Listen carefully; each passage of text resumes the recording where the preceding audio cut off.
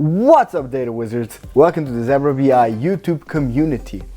And in the interactive Excel dashboards video that you should go watch right now, I'll wait.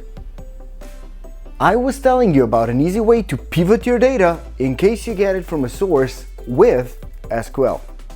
And you guys said you wanted to know more about it. So here we are. Just for demonstration purposes, so you guys understand better, I just took the first row of our original data and I unpivoted.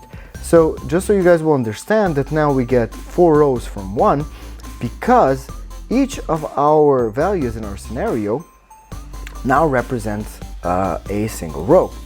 And now what we have to do is select our data and then simply navigate to the Data tab and under Get and Transform, choose from table or range. This will now prompt us to create a table from our selection. Click OK, and we will open up a Power Query editor.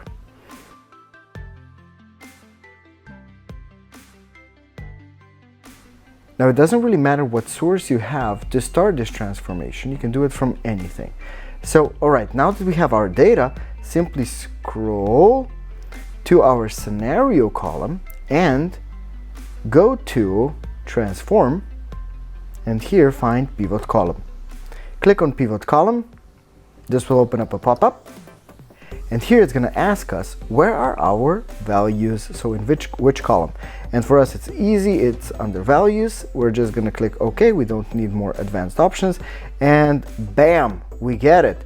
So now if I scroll a little bit to the right, a little bit more, you can see that now we have after account, our forecast, our actual, our plan, and our previous year, and the columns of scenario and the columns of values are now simply gone. And that's it. You just click apply and load and you have your new data source. I just want to thank all you guys for all your support, and maybe we can do this like a monthly thing, huh? Maybe just sit down, answer some questions, maybe highlight some cool comments from you guys, you know, have a little bit of one-on-one time.